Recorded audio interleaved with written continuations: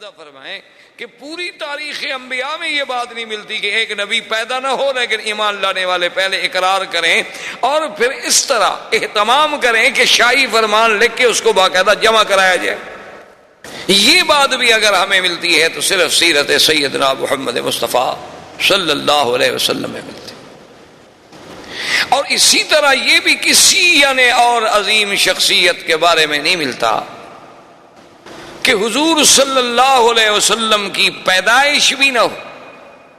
ابھی حضور صلی اللہ علیہ وسلم پیدا بھی نہ ہوئے اور بڑے بڑے سلاطین یعنی آپ دیکھیں کہ جبیر ابن مطعم بھی فرماتے ہیں, شعبہ ابن مغیرہ بھی فرماتے ہیں, ہاشم ابن عبداللہ بھی فرماتے ہیں, یعنی ایک نہیں متعدد روات اس بات کی بات فرماتے ہیں کہ ہم نے مقوقس کے بعد شہنشاہ اسکندریہ کے پاس. اسی طرح جبیر ابن مطعم کہتے ہیں کہ میں نے ایک بہت بڑے گرجے میں ایک راہب کے پاس میں گیا تو اس نے مجھ سے پوچھا کہ تم کہاں کے رہنے والے ہو, تو میں نے کہا میں سرزمین مکہ کا رہنے والا ہوں. اس وقت حضور کی پیدائش ہو چکی تھی, اعلان نبوت بھی ہو چکا تھا, لیکن یہ اسلام نہیں لائے تھے. تو اس نے کہا کہ اچھا میرے ساتھ تم میرے گرجے میں چلو, میں تمہیں کچھ تصویریں دکھانا چاہتا ہوں. ان تصویروں میں تم پہچان لو گے اپنے اس پاک پیغمبر جس کا تم ذکر کر رہے ہو کہ مکے میں ایک پیغمبر پیدا ہوئے ہیں جنہوں نے نبوت کا دعویٰ کیا ہے. میں نے کہا کہ عجیب بات کرتے ہو, تو ہمارے قریب کی بات ہے, میں ان کو نہیں پہچانوں گا تو کون پہچانے گا. تو کہتے ہیں مجھے لے گئے, ایک ایک خانہ کھولتا گیا, تصویریں دکھاتا گیا. ایک تصویر پہ میں نے کہا کہ ہاذا صورت رسول, لیکن یہ تصویر ہے اس نبی کی. اس نے کہا بالکل تم ٹھیک. یعنی پہلے سے راہبوں کے پاس, شہنشاہوں کے پاس, مقوقس سے مصر کے پاس, شاہ اسکندریہ کے پاس, حضور صلی اللہ علیہ وسلم کے ولادت سے قبل جو دانیال پیغمبر نے آپ کی شکل بنائی, یا بعض لوگوں نے بربنائے تخیل حضور صلی اللہ علیہ وسلم کی یعنی آپ کی سیرت پڑھ کے, آپ کی صفت پڑھ کے, آپ کی بارے میں حلیہ مبارک پڑھ کے جو تیار کی تھی تصویریں, وہ پہلے سے موجود ہیں اور کسی شخصیت کے بارے میں اتنا بڑا اہتمام نہیں ملتا. اور اسی طرح دیکھیں کہ پھر تورات میں باقاعدہ یہ بات موجود ہے, قرآن نے بھی اشارہ کیا, الذین یتبعون الرسول النبی الأمی الذي يجدونه مكتوبا عندهم في التوراة والانجیل. اللہ نے قرآن میں بھی ذکر فرما دیا کہ بھی حضور صلی اللہ علیہ وسلم النبی الامی جن کا ذکر تورات و انجیل میں بھی موجود ہے. اور اسی طرح یعنی تورات میں اتنی وضاحت کے ساتھ موجود ہے, اتنی وضاحت کے ساتھ موجود ہے کہ نام موجود ہے, اور یہ بھی موجود ہے کہ مولدہ بمکہ وَمَحْجَرُهُ بِالطَّیبَہ کہ حضور صلی اللہ علیہ وسلم آپ کا مولد جو ہے وہ مکہ ہوگا, ہجرت جو ہے آپ طیبہ مدینہ منورہ کی طرف فرمائیں گے. اور ساتھ یہ بھی لکھا ہوا ہے کہ لَيْسَ بِفَضٍ وَلَا غَلِيظٍ وَلَا صَخَّابٍ فِي الْأَسْوَاقِ, اور وہ اللہ کے نبی ایسے ہوں گے کہ سخت ہوں, کہ آپ کی طبیعت میں درستی ہو, زبان میں سختی ہو, ایسے نہیں ہوں گے. نہ بازاروں میں شور مچانے والے ہوں گے. اور یہ بھی لکھا ہوا تھا اس کے اندر کہ انہ یقبل الہدیۃ ولا یقبل الصدقہ, اس نبی کی شان یہ ہے کہ وہ ہدیات کوئی پیش کرے تو قبول فرما لیں گے لیکن صدقے کا مال نہیں کھائیں گے. اور یہ بھی اس میں لکھا ہوا تھا کہ حضور صلی اللہ علیہ وسلم کا دونوں کندھوں درمیان جو فاصلہ ہے وہ عام انسانوں سے زیادہ ہے. اور یہ بھی لکھا ہوا تھا بین کتفیہ علامت کہ آپ کے دو کندھوں کے درمیان میں پشت کے مقام پہ ایک علامت نبوت بھی ہے. اور یہ بھی لکھا ہوا تھا کہ آپ کی امت جو ہے وہ حمادون ہوں گے. اور یہ بھی تورات میں لکھا ہوا تھا کہ آپ کی امت جو ہے وہ یعنی پنڈلیوں تک اپنی چادریں پہنے گی اور وضو کرنے والی ہوگی اور وقت پہ بڑی نظر رکھنے والی ہوگی اور اول وقت میں نمازیں ادا کرنے والی ہوگی. اور حضور صلی اللہ علیہ وسلم کی یہ بھی شان ہوگی کہ ہر اونچی جگہ پہ نیچی جگہ پہ اللہ کا ذکر کرنے والے ہوں گے، ہر نعمت کا شکر کرنے والے ہوں گے. یعنی اتنی تفسیر ہے تورات میں کہ تو باوجود تحریف و تبدیل کرنے کے بھی ابھی تک صفتیں حضور صلی اللہ علیہ وسلم کی موجود ہیں. تو اس طرح کا اور کسی پیغمبر، کسی نبی کے بارے میں، کسی کو تو بے سابقہ میں آپ کو یہ تفصیل نہیں ملتی جو شان محمد مصطفیٰ صلی اللہ علیہ وسلم کی ملتی. اچھا، اور اسی طرح آپ نے کبھی غور کیا، اس پہ بھی آپ توجہ کریں کہ اللہ کی قدرت دیکھیں. حضور کے آنے سے قبل دنیا میں 2 سپر پاور تھی. جیسے آپ کے ہاں سپر پاور تھی نا، پہلے 2 تھی، اب 1 ہو گئی. ہم تو خیر مسلمان ہیں، یعنی یہ جو الفاظ مستعمل ہوتے ہیں دنیا کی زبانوں میں، ورنہ ہمارے نزدیک تو طاقت اللہ کی ہے. مخلوق کیا ہے؟ مخلوق تو عاجز. بہرحال ایک لفظی طور پر جو باتیں مروج ہیں دنیا میں کہ بڑی طاقتیں، تو بہرحال اس وقت بھی بڑی طاقتیں 2 تھیں، ایک کسرا اور ایک کیسر، یعنی یا فارس یا روم. یہ 2 قوتیں تھیں. اور پوری دنیا کے نقشے پہ آپ نظر ڈالیں، اگر آپ تورستان یا ترکمانستان، ماورا نہر اور اس طرح جہاں جہاں تک نظر دوڑاتے جائیں گے تو یہ سب فارس کے زیر اثر تھے. اور اگر آپ دوسری طرف نظر ڈالیں گے کہ بلاد مغرب ہیں، المانیہ جو موجودہ جرمنی کہلاتا ہے، المانیہ ہو گیا، بلاد مغرب ہو گئے، کچھ بلاد افریقی ہو گئے، پھر حبشہ ہو گیا، یہ سارا جو تھا یہ کیسر، یہ اس کے تسلط میں. یعنی 2 طاقتوں کے تسلط میں، یعنی آدھا دنیا سمجھیں ایک طاقت کے پاس تھی اس وقت جو آبادی اور جو لوگ موجود تھے، اور آدھی دنیا جو ہے وہ دوسری طاقت کے پاس موجود تھی. لیکن اللہ کی شان دیکھیں کہ سرزمین مکہ مکرمہ اور مدینہ منورہ یہ دونوں طاقتوں میں کسی کے تسلط میں نہیں تھی. نہ یہاں کیسر کی بات تھی اور نہ یہاں فارس کی بات تھی. اللہ نے اپنے نبی کے لیے کون سا مقام پیدائش منتخب فرمایا کہ ایک ایسے مقام پہ پیدا ہوں جہاں دونوں کا اثر نہ ہو اور پھر وہ دونوں کے اثر کو ختم کرنے والے بھی بن سکیں.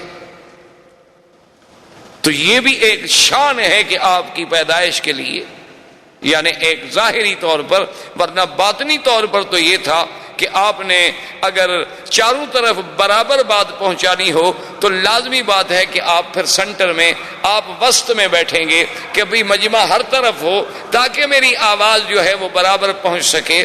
تو اللہ نے چونکہ پوری کائنات کا مرکز کعبۃ اللہ کو بنایا تھا اور حضور کی آواز کو مشرق و مغرب و شمال و جنوب پوری عالم میں پھیلانا تھا، تو اس لیے بھی اللہ نے حضور کو اس مرکزی مقام پہ پیدا فرمایا. یہ مقام بھی کسی اور کو نہیں مل سکتا. اور اسی طرح آپ دیکھیں کہ حضور صلی اللہ علیہ وسلم کے لیے اللہ نے خاندان کیسا منتخب کیا. یعنی حضور فرماتے ہیں کہ اللہ نے ساری مخلوق پہ جب نظر ڈالی تو سب میں سے اللہ نے ولد اسماعیل کو چن لیا، اور فرمایا پھر ولد اسماعیل میں سے اللہ تبارک و تعالی نے بڑی تفصیل سے حدیث مبارک ہے کہ کنانہ کو چن لیا، پھر ان میں سے اللہ نے قریش کو چن لیا، پھر قریش میں سے اللہ نے بنو ہاشم کو چن لیا، پھر بنو ہاشم میں سے اللہ نے میرے گھرانے یعنی عبد المطلب کے گھرانے کو چن لیا، اور پھر ان میں اللہ نے محمد الرسول اللہ صلی اللہ علیہ وسلم کو چن لیا. یعنی اتنے انتخابات. اور پھر خدا کی قدرت دیکھیں کہ جس مرکز کعبہ میں اللہ نے اپنے نبی کو پیدا فرمانا تھا، یہ باتیں ایسی نہیں ہیں کہ محض ہم کہہ دیں کہ جی اتفاق ہو گیا. ساری باتیں اتفاق نہیں ہوتی. محسوس یہ ہوتا ہے کہ وہ خالق کائنات، وہ رب کائنات، وہ متصرف کائنات، وہ قادر، وہ مالک سب کائنات پہ جس کی نظر اور جس کا علم کے ذرے ذرات پہ محیط ہے، وہ جانتے تھے کہ اپنے اس پاک پیغمبر کو بھیجنے کے لیے ہم نے کیسے کیسے انتظام کرنے ہیں، حسب کے اعتبار سے، نسب کے اعتبار سے، مولد کے اعتبار سے، منشا کے اعتبار سے، محل ولادت کے اعتبار سے. یہ باتیں اتفاق نہیں، یہ اللہ کے فیصلے تھے. اب دیکھ لیں بہت حد، یعنی حضور کے خاندان میں ہر آپ کے دادا جیسے آپ دیکھتے جائیں گے، محمد ابن عبداللہ، عبداللہ ابن عبد المطلب، ہاشم ابن عبد مناف ابن قصی ابن کلاب، تو جیسے جیسے آپ یعنی آپ دیکھتے جائیں گے آپ کے جد امجد کو، اجداد کو، دادوں کو، آپ حیران ہوں گے کہ ہر ایک میں کوئی نہ کوئی ایسی خوبی ہے جو تاریخ انسانیت میں کسی اور میں نہیں ملتی۔ یعنی ہم زیادہ تفصیل میں اگر جائیں تو پھر تو اور بڑا پہلو ہمارا دور ہو جائے گا۔ صرف قریب میں آپ دیکھیں کہ مثلاً آپ کے دادا عبد المطلب ہیں، ان کا نام حقیقت میں عبد المطلب نہیں تھا۔ ایک بات یاد رکھیں، ان کا نام جو ہے شیبہ تھا، ان کا نام عبد المطلب نہیں تھا۔ یہ تو معروف اس لیے ہو گیا کہ شیبہ کے جو والد تھے ہاشم، جب ان کی وفات ہو گئی تو شیبہ ماں کے پاس تھے، یہ اپنی والدہ کی تربیت میں تھے، اور ان کی والدہ جو ہیں وہ ایک بہت بڑے خاندان سے تعلق رکھتی تھیں، اور پھر ان کا سلسلہ جو ہے وہ بھی سرال ہے اسماعیل علیہ السلام سے ملتا تھا۔ تو جب یہ بچے تھے شیبہ اپنی ماں کے پاس تھے، جب یہ کچھ بڑے ہو گئے تو ان کے چچا تھے مطلب، تو وہ آئے شیبہ کی ماں کے پاس اور انہوں نے کہا کہ بات یہ ہے کہ اب بچہ بڑا ہو گیا ہے تو مہربانی کریں کہ بچہ ہمارے حوالے کریں۔ اور ماں بڑے گھر کی تھی، بڑے خاندان کی عورت تھی، اور بڑے ناز و نعم سے اس نے تربیت کی تھی، پالا تھا۔ اس نے کہا مطلب تم جو اس کو لے جاؤ گے کہاں رکھو گے؟ تمہارے پاس کہاں اتنا ہے کہ اس کی حفاظت کر سکو، خدمت کر سکو؟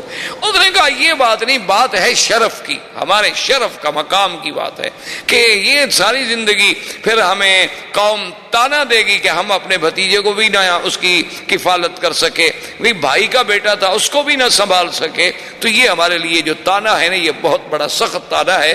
بہرحال کچھ بھی ہم نے لے جانا ہے۔ تو ماں نے کہا کہ اچھا میں جبر تو نہیں کرتی، لیکن اپنے بیٹے کو میں اختیار دیتی ہوں، وہ چاہے تو تمہارے ساتھ چلا جائے، چاہے تو ماں کے ساتھ رہے۔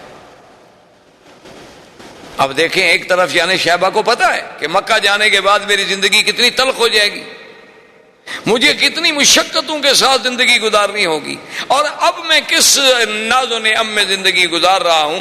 جب اسے اختیار دیا گیا تو اس نے کہا کہ اماں آپ ناراض نہ ہوں، میں اپنے چاچا کے ساتھ جانا چاہتا ہوں، میں ان کو نہیں چھوڑ سکتا کہ چاچا جو ہے وہ باپ کے قائم مقام ہے، اور ماں کا ایک وقت ہے، اس وقت تک اس کا حق ہوتا ہے بچے پر حضانہ کا، وہ گزر گیا، اب میں بڑا ہو گیا۔ اسی لیے نسب جو ہے وہ باپ سے چلتا ہے، ماؤں سے تو نہیں چلتا۔ تو ماں نے کہا کہ بیٹا اگر تمہاری یہ خوشی ہے تو میں تمہیں منع نہیں کرتی۔ تو مطلب جو تھے وہ ان کو اونٹ پر اپنے ساتھ بٹھا کے لائے، تو بچہ بڑا خوبصورت، اور کیسے خوبصورت نہ ہو جو دادا ہو سرکار دو عالم کا صلی اللہ علیہ وسلم۔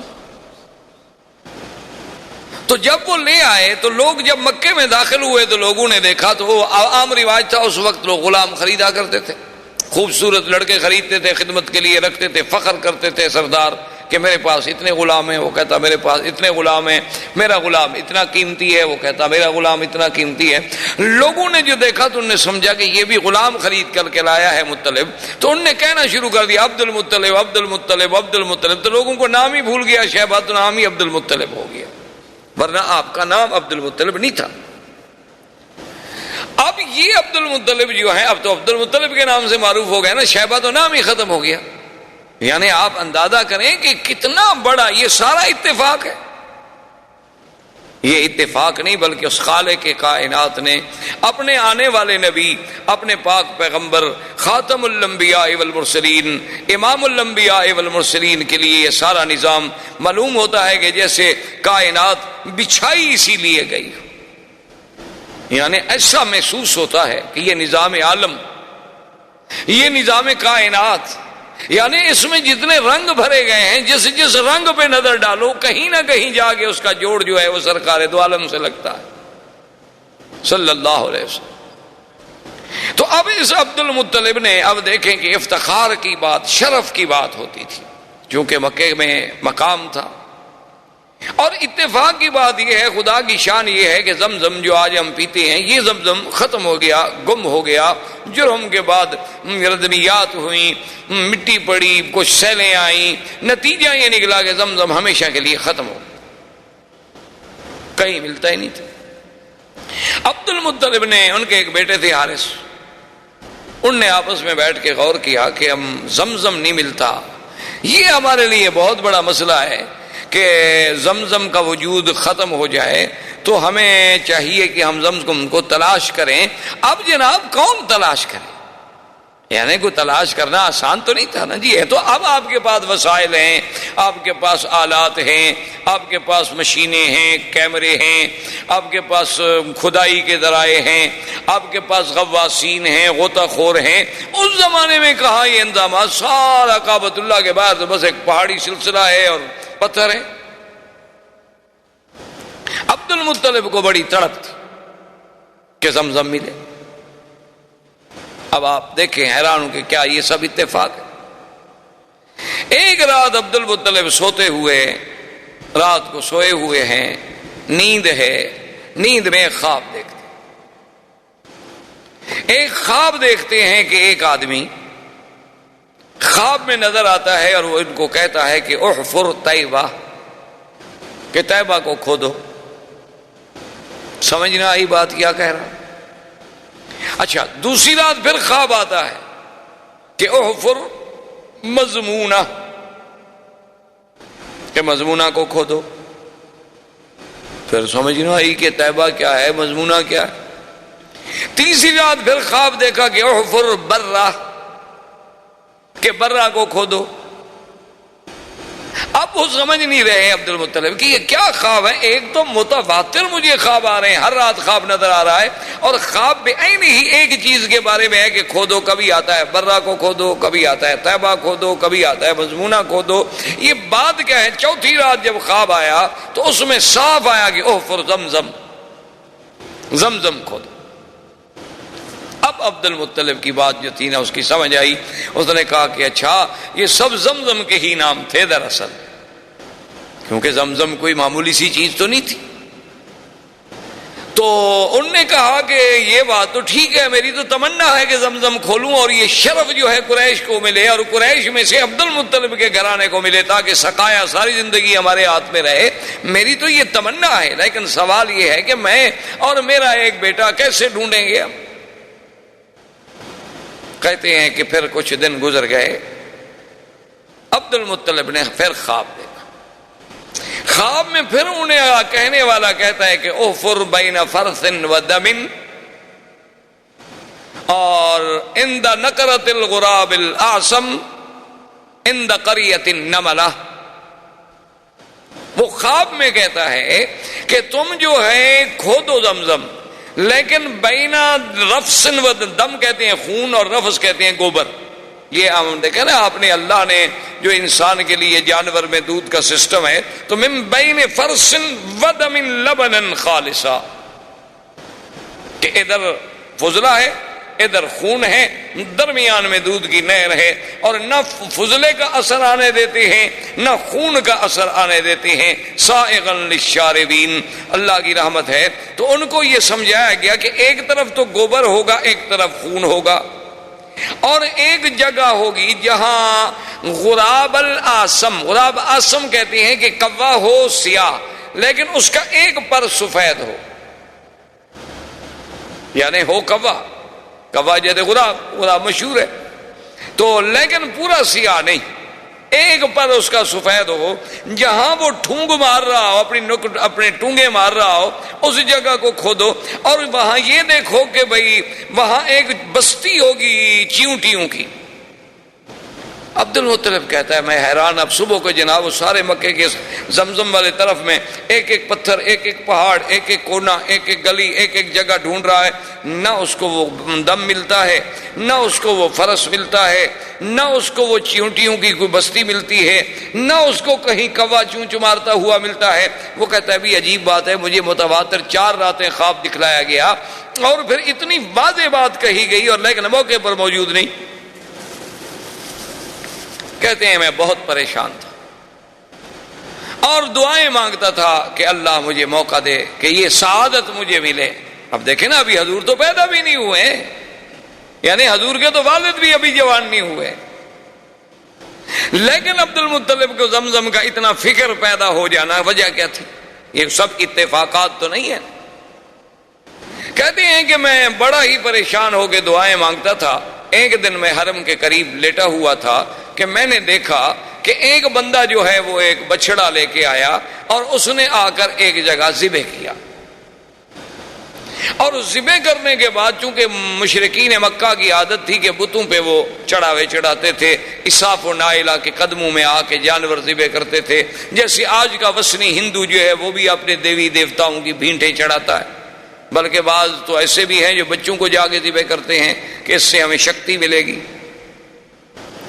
اور ہمارے مسلمانوں میں بھی ماشاءاللہ کوئی کمی نہیں ہے، وہ بھی اللہ کی رحمت سے بازاروں پر سینکڑوں روزانہ دمبے ذبح ہوتے ہیں ماشاءاللہ۔ بلکہ بڑے بڑے شہر جو ہیں جہاں رات کو ہوٹل بند ہو جائیں تو بہترین علاج ہوتا ہے کہ کسی مزار پہ چلے جاؤ، کوئی نہ کوئی لنگر تو چل ہی رہا ہوگا۔ حلال حرام کی باتیں تو پھر قیامت میں پتہ چلے گا نا کہ وہ حلال ہے یا وما اہل بہ لغیر اللہ میں آتا ہے، لیکن وقتی طور پر یعنی وہی ایک جگہ ہوتی ہے، جب زندہ کھانا نہ دے تو کہتے ہیں مردوں کے پاس مل جاتا ہے۔ بہرحال یہ ایک الگ بات ہے۔ تو انہوں نے دیکھا کہ وہ آ کر انہوں نے ایک بت کے سامنے ایک بچڑے کو ذبح کیا، اس کے بعد جب ذبح کر لیا تو وہ بچڑا جو تھا نا جی وہ دوڑ پڑا۔ آپ نے دیکھا ہوگا کئی دفعہ جانور ذبح کرے نا اس میں کچھ نہ کچھ رگیں باقی رہ جاتی ہیں، قوت والی چیز ہو تو ایک دفعہ آخری بھڑکتا ہے چراغ صبح جب خاموش ہوتا ہے، آخری بھڑک تو پھر دکھاتا ہے نا، ہر آدمی بھڑکتا تو ہے نا، پھر جانور ہو انسان ہو۔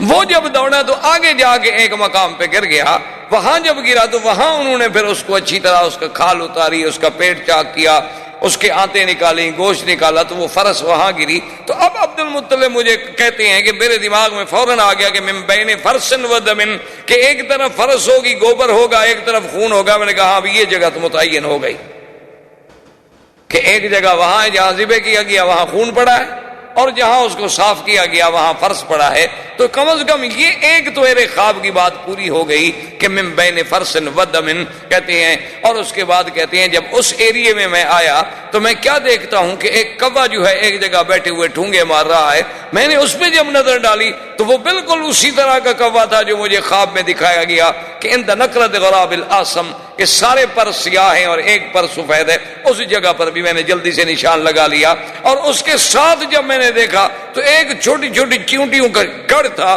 وہاں سے راستہ جا رہا تھا، وہ مجھے کریا یعنی بستی نملا کی چیونٹی کی بستی بھی مل گئی، وہ ساری علامات مجھے مل گئیں۔ تو میں نے اپنے بیٹے سے کہا کہ بیٹا معلوم یہ ہوتا ہے کہ اللہ نے ہماری بات سن لی، کہ اللہ ہمیں وہ اعزاز دینا چاہتے ہیں زمزم کا۔ اب جگہ معین ہو گئی ہے، لیکن خدائی تو بہت بڑی چیز ہے، وہ آسان کام تو پھر بھی نہیں تھا۔ لیکن نے کہا کہ ٹھیک ہے اب کام کی ابتدا کرتے ہیں۔ دوسرے دن عبد المطلب کہتے ہیں کہ میں آیا اور میں نے اپنے بیٹے کو ساتھ لیا اور زمزم کی کھدائی شروع کی۔ تو قریش سارے اکٹھے ہو گئے، انہوں نے کہا بھی عبد المطلب یہ کیا بات ہے، ہم تمہیں اکیلا تو نہیں کھودنے دیتے، یہ تو ناممکن۔ بھئی یہ اتنا بڑا شرف جو ہے زمزم کا تم لے جاؤ، یہ ناممکن ہے۔ حتیٰ کہ وہ جناب قتال پر بھی تیار ہو گئے، لیکن عبد المطلب نے اپنے بیٹوں سے کہا کہ تم قریش کو روکو، تم ان کو جھگڑے میں روکتے رہو، میں جب تک کھدائی کرتا رہوں۔ اب جگہ تو معین مل گئی ہے نا ہمیں کہ زمزم یہاں ہے۔ تو مورخین نے لکھا ہے کہ وہ ابھی جھگڑا کرتے رہے، کچھ باتیں کرتے رہے، کچھ روکتے رہے، کچھ بات لمبی کرتے رہے، اتنے میں وہاں پانی کے آثار ملنے شروع ہوئے تو عبد المطلب نے اللہ اکبر کا نعرہ بلند کیا، حالانکہ مشرک ہے، عبد المطلب مشرک ہے، لیکن اب زمزم جب مل رہا ہے تو نعرہ اللہ اکبر۔ تو یہ ان کی زبانوں سے اللہ کے نعرے بلند کروانا، ان سے زمزم کے بارے میں اتنا جنون پیدا کرنا کہ اپنے بچوں کو دینے کے لیے بھی وہ تیار ہو جائیں۔ وجہ کیا تھی کہ وہ اصل سلسلہ جو جڑ رہا ہے کہ جیسے اللہ نے زمزم کو پورے عالم کے لیے پیدا کیا، محمد مدنی کو بھی پورے عالم کے لیے پیدا کیا، جیسے زمزم کو اسماعیل کے قدموں سے پیدا کیا، میرے مدنی کا سلسلہ نسب بھی سیدنا اسماعیل سے ملتا۔ تو یہ سارے سلسلے جو جوڑے جا رہے ہیں تو مگر معلوم ہوتا ہے نا کہ وہ تقدیر ان موتیوں کو پرو رہی ہے، یہ اتفاق نہیں۔ اب جناب جب زمزم کے پانی پر اللہ اکبر کا نعرہ بلند ہوا تو قریش نے کہا کیا بات ہے؟ انہوں نے کہا دیکھو اب تو میں نے ڈھونڈ لیا بھائی، اب تم کیوں؟ انہوں نے کہا کہ نہیں، یہ تو ہم شرف تمہیں نہیں دیتے، یہ تو کچھ بھی ہو، اس میں تو ہم سب شریک ہوں گے۔ انہوں نے کہا کہ نہیں، ایسے تو بات نہیں ہے، چلو ایسا کرتے ہیں کہ ہم کوئی فیصلے کے لیے آدمی چن لیں، حکم چن لیں جو ہمارے درمیان میں فیصلہ کر دے۔ تو اس زمانے میں ایک عورت تھی کاہنہ۔ کاہن وہ ہوتے تھے جو لوگوں سے الگ تھلگ رہتے تھے، غاروں میں، پہاڑوں میں، اور جنوں کے ساتھ ان کے تعلقات ہوتے تھے، اور جن خبریں لاتے تھے غیب کی اور وہ لوگوں کو خبریں دیتے تھے، ان کو کاہن کہا جاتا تھا۔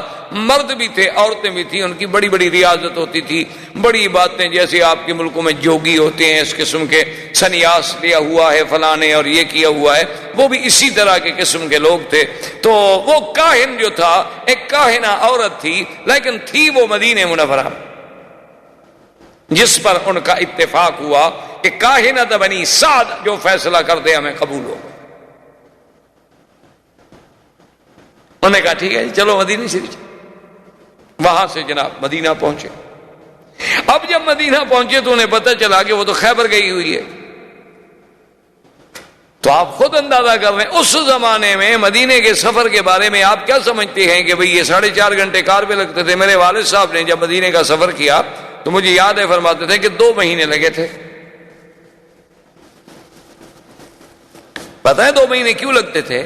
کہ راوغ اور مستورہ ان راستوں میں سیل آتی تھی، پہاڑوں سے پانی چلتے تھے، تو جب وہ سیل آ جاتی تھی راستے رک جاتے تھے، لوگ ادھر والے ادھر بیٹھے ہیں، ادھر والے ادھر بیٹھے ہیں، جب تک پانی کم نہ ہو گزرے کون؟ تو 2 مہینے بیٹھنا پڑتا تھا، کبھی 1 مہینہ بیٹھنا پڑتا تھا، کبھی نہیں بیٹھنا پڑتا۔ جب پانی نہ ہوتا لوگ گزر جاتے تو پھر بھی 8 دن 10 دن لگتے تھے، اونٹوں پر سفر ہوتا تھا۔ اور اس دور میں تو ہم نے بھی سفر کیا ہے جب سڑکیں اتنی اچھی نہیں تھی، کم از کم ٹرک پر یا بڑی گاڑی پر بھی 2 دن لگتے تھے مدینہ منورہ سے مکہ پہنچنے کے لیے۔ اور ان گاڑیوں کو، بڑی بڑی جو ہیوی گاڑیاں ہیں، ٹرالر ہیں، بڑے بڑے ٹرک ہیں، ان کو آدمی پسند کرتا تھا کہ سامان سے لوڈ ہوں اور ہم سامان پہ بیٹھ جائیں تاکہ دھکے کم لگیں۔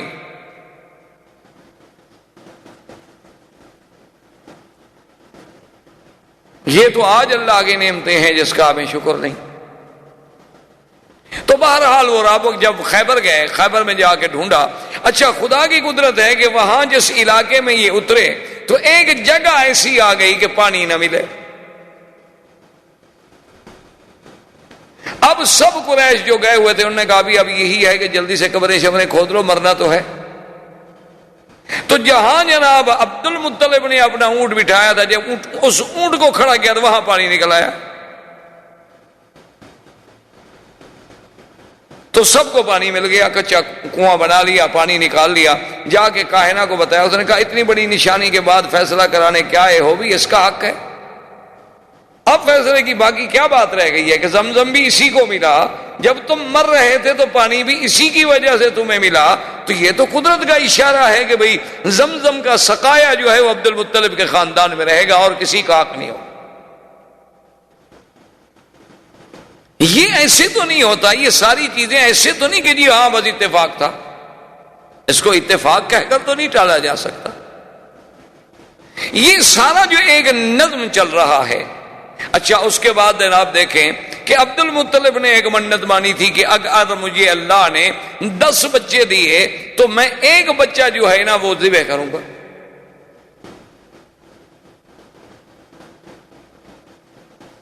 کیوں اس وقت فخر سمجھا جاتا تھا نا کہ بھئی سردار جب آئے اس کے پیچھے 10 بچے ہوں، کثرت اولاد جو ہے یہ بہت بڑا اعزاز سمجھا جاتا تھا۔ آج کل تو خیر تھوڑے بچے اعزاز سمجھا جاتا ہے، کہتے ہیں کہ بھئی بچے 2 ہی اچھے، باقی ہوں تو لوگوں کو دے دو۔ انا للہ و انا الیہ راجعون۔ بہرحال یہ تو بہر صورت ان سے پوچھے نا کہ جن نے پہلے منصوبہ بندی پہ عمل کر لیا، بچے 2 تھے وہ بھی مر گئے، وہ اب کیا کریں؟ اللہ کے نظام کو جب چھیڑو گے تو ذلت کے سوا کچھ نہیں ملے۔ باقی تم چاہو کہ ہم بچے کم کر لیں گے، فرعون بچوں کو گولیاں چلا کے نہیں کم کر سکا تو تم گولیاں کھلا کے کہاں روک سکتے ہو؟ جس نے پیدا ہونا ہے وہ تو ہوگا۔ فرعون نے بھی 70,000 بنو اسرائیل کو ذبح کیا لیکن موسیٰ پیدا ہو، تو اس نے گولیاں مار کے بندے نہیں ختم کر سکا، تم گولیاں کھلا کے کیا بند کر سکو گے؟ بہرحال یہ عرب میں باعث فخر ہوتا تھا کہ اولاد ہو، آگے جا رہا ہے باپ، 10 بچے جناب جوان پیچھے آ رہے ہیں، تو فخر والی بات ہے۔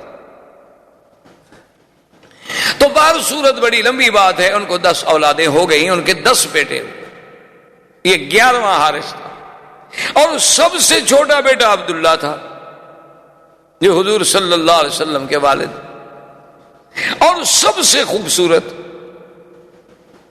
آپ اندازہ کریں کہ بھی کہاں عبد العزیٰ، اس وقت کے نام کیا ہوتے تھے؟ عبد العزیٰ، عبد اللات، عبد المنات، عبد المسیح، اور کہاں عبداللہ؟ یعنی اس نام کا جو چناؤ ہے، کیا یہ بھی ایسی ہے کہ مشرکین جن لوگوں کا تعلق بھی اپنے آلہہ سے ہے، اللہ کے ساتھ عقیدہ ہی نہیں، لیکن وہ نام رکھیں عبداللہ؟ کیوں؟ کو قدرت رکھوا رہی ہے نا کہ یہ میرے مدنی کا باپ بنے، اس کا نام تو کافروں والا نہ ہو۔ یہ اللہ کا نظام تھا نا، کوئی آپ نے تو نام نہیں رکھا نا، ہم نے تو نام نہیں رکھا، یہ کوئی نظام ہے جو اس قدرت کا، جو یہ اسباب پیدا کرتی چلی جا رہی ہے کہ جوں جوں حضور کے قریب آ رہے ہیں نام کا بھی خیال ہو، نسب کا بھی خیال ہو۔ یعنی اس سے بڑی بات ہو سکتی ہے کہ حضور پاک نے فرمایا کہ حضرت آدم سے لے کر حضرت اسماعیل، حضرت اسماعیل سے لے کر میرے ابا عبداللہ کے گھرانے تک اللہ نے ایسی حفاظت کی ہے کہ ہمارے کسی اتنی بڑی حضرت اسماعیل سے لے کر حضرت یعنی اسماعیل کے بعد عبداللہ تک ہماری اس پوری لڑی میں کہیں عورتوں میں گناہ نہیں آیا، کسی عورت نے گناہ نہیں کیا۔ تو یہ سارا ایسی باتیں تھیں یا اللہ کی تقدیر کے فیصلے تھے۔ اب سب سے خوبصورت بیٹا عبداللہ ہے، اور جب جناب وہ بڑا ہو گیا تو عبد المطلب تو اپنی بات پہ قائم ہے، اس نے کہا آ گیا جناب وہ راہب کے پاس، اپنے کاہن کے پاس جو کعبہ شریف میں رہتا تھا، ان کا کاہن اس کے پاس ہے۔ اس نے کہا میں نے تو منت مانی تھی کہ بیٹے کو ذبح کرنا ہے، لہذا چونکہ میرے بیٹے ہیں 10، میرے بیٹے 11 ہیں، لہذا تم قرآن اندازی ڈالو کس بیٹے کا نام نکلتا ہے۔ تو اس وقت ہر بچے کا نام ایک لکڑی پہ لکھا گیا، وہ ازلام ڈالتے تھے، ایسے لکڑیاں ڈالتے تھے کہ جس کی لکڑی ظاہر ہو جائے گی سمجھو اس کا قرآن نکل آیا۔ اب جب انہوں نے ڈالا تو قرآن نکل آیا عبداللہ کا، اور عبد المطلب کہتے ہیں میں دعا مانگ رہا تھا کہ اللہ میرا کسی بچے کا قرآن نکلے لیکن عبداللہ کا نہ نکلے، کیونکہ عبداللہ انہیں بہت محبوب تھا۔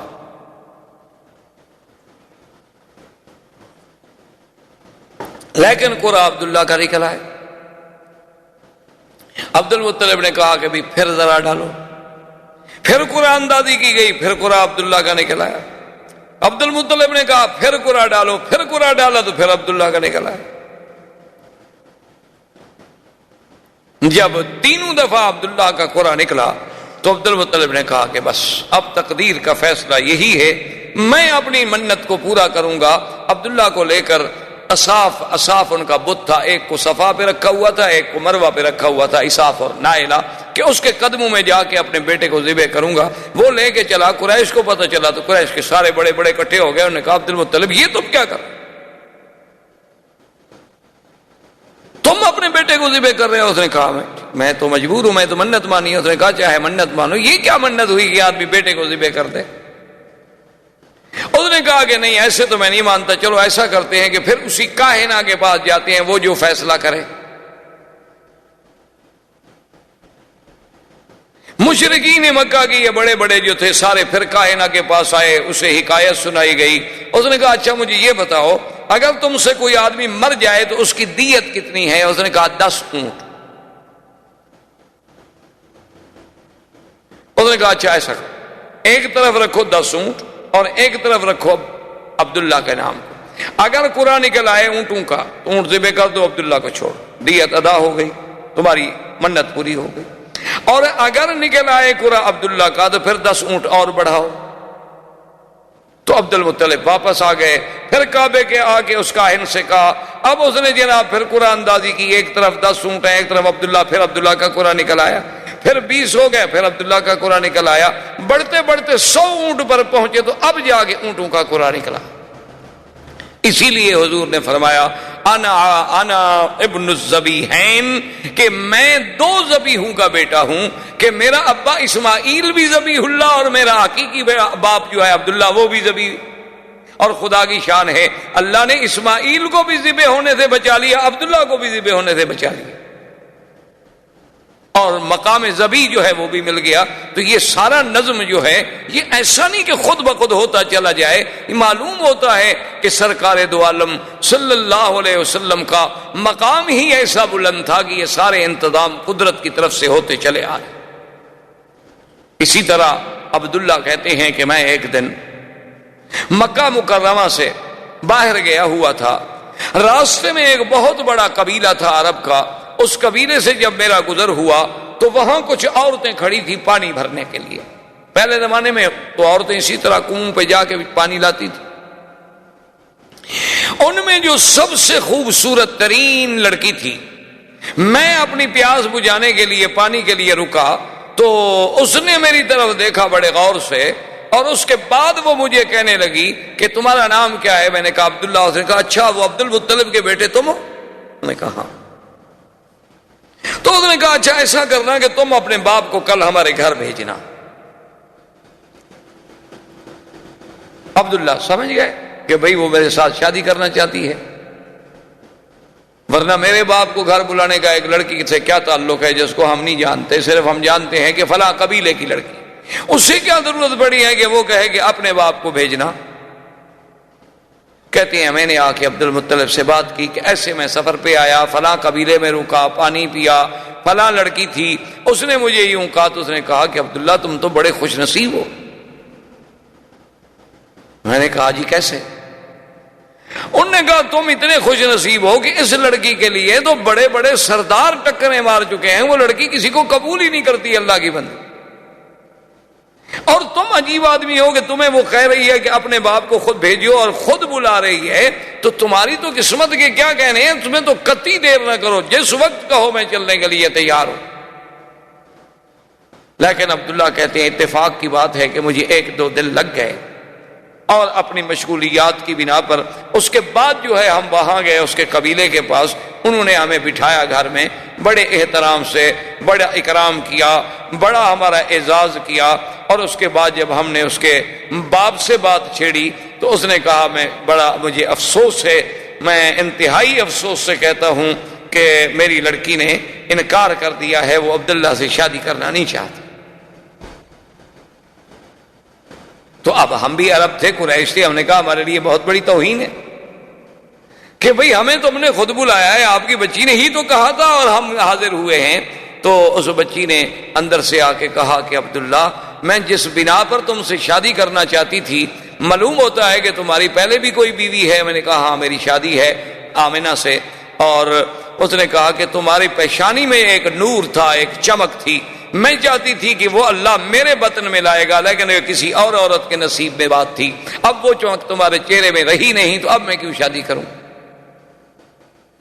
تو ایک عرب لڑکی کا عبداللہ کا پیشانی دیکھ کر وہاں سے ایک چمک کو محسوس کر لینا، یہ کوئی ایسی بات تو نہیں تھی. اچھا پھر دیکھیں کہ نسبت کا کیا عالم ہوا کہ عبداللہ کی شادی کہاں ہوئی؟ آمنہ سے. آمنہ بنت وہب بن عبد مناف. پھر ان کا خاندان بھی جا کے کہاں ملے گا؟ ولد اسماعیل میں. اور بی بی آمنہ کے ماں باپ جو تھے سارے مدینہ منورہ کے رہنے والے، حضور کے اقوال جتنے ہیں وہ تو سب مدینہ منورہ کے. یعنی مولد کا انتظام یہاں ہو رہا ہے تو مدینے بھی انتظام کیا جا رہا ہے. یعنی آپ حیران ہیں، آپ تصور کریں کہ بھئی یہاں مولد کا انتظام کی ولادت تو مکے میں ہوگی، لیکن ہجرت تو مدینے ہونی ہے نا. تو والدہ کا خاندان جو ہے اس کا تعلق مدینے سے ہے. اور آپ دیکھیں کہ حضرت حسان جو شاعر رسول اللہ صلی اللہ علیہ وسلم، یہ وہ انسان ہے حضرت حسان کہ جس کو اللہ کے نبی مسجد الحرام میں اور منبر پہ کھڑا کر کے کہتے تھے کہ حسان تم کافروں کو جواب دو. جب وہ کھڑے ہوتے جواب دینے کے لیے تو حضور دعا فرماتے کہ اللہم ایدہ بروح القدس، کہ یا اللہ جبریل کے ذریعے حسان کے دل میں مضامین ڈال. یہ وہ شان والا آدمی. وہ کہتے ہیں کہ میری عمر 7 سال تھی، اسی لیے وہ 7 سال جو ہے عمر کے اعتبار سے حضور صلی اللہ علیہ وسلم سے پہلے پیدا ہوئے. کہتے ہیں میری عمر 7 سال تھی، میں اس وقت مدینہ منورہ میں تھا کہ وہاں ایک بہت بڑا کاہن تھا. ایک بہت بڑا کافروں کا مانا ہوا کاہن تھا، تو وہ بڑے بے وقوفوں کی طرح اور پاگلوں کی طرح بھاگتا ہوا آیا اور کہنے لگا کہ لوگو عجیب بات ہے کہ ولد نبی هذه الامہ، اس امت کا نبی آج پیدا ہو گیا۔ وہ کہتے ہیں اس وقت میری عمر 7 سال تھی۔ اور اسی طرح بے عین ہی حضور صلی اللہ علیہ وسلم سرکار دو عالم حبیب کبریا صلی اللہ علیہ وسلم کی پیدائش سے اسی رات صبح کو ایک بہت بڑا کاہن تھا جو پہاڑوں میں تھا اور سال ہا سال سے باہر نہیں آیا تھا۔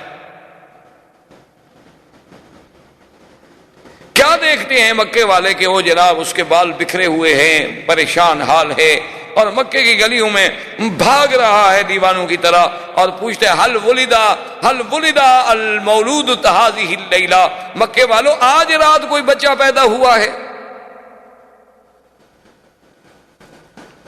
تو ایک آدمی نے آگے بڑھ کے بتایا کہ ہاں عبداللہ ابن عبد المطلب کے گھر میں بچہ پیدا ہوا ہے۔ کہنے لگا دلونی علی بیتہ، مجھے اس کے گھر کا پتہ بتاؤ کہاں ہے۔ جلدی سے مجھے لے چلو۔ وہ آیا بھاگتا ہوا دیوانوں کی طرح، عبد المطلب آگے کھڑے ہیں۔ وہ تو دیکھ کے حیران ہو گئے کہ یہ وہ بندہ ہے جو سالوں سے کبھی غار سے نہیں نکلا، یہ آج کیسے نکلا ہے؟ تو نے کہا کہ جی آپ کے، اس نے کہا عبد المطلب زیادہ باتیں کرنے کا میرے پاس وقت نہیں ہے، تمہارے گھر میں بچہ پیدا ہوا ہے تو مہربانی کر کے مجھے ایک نظر اس بچے پر نظر ڈالنے دو، مجھے دکھلا دو۔ عبد المطلب نے کہا آرام فرمائے، ابھی لاتا ہوں، میرے پاس نہیں، میرے بیٹے عبداللہ کے گھر میں پیدا ہوا ہے، اور عبداللہ میرا بیٹا جو ہے وہ تو فوت ہو چکا۔ تو عبد المطلب جلدی سے گئے اور حضور صلی اللہ علیہ وسلم کو اٹھا کے لائے۔ جب اٹھا کے لائے اور اس کی نظر پڑی آپ کے چہرے پر، فخر مغشیاً، تاریخ کہتی ہے، کتابیں کہتے ہیں، حدیث میں بھی موجود ہے کہ وہ بے ہوش ہو کے گر گیا، اور جب ہوش آیا تو کہتا ہے ولد نبی هذه الامہ، ولد نبی هذه الامہ، کہ لوگوں اس امت کا نبی پیدا ہو گیا۔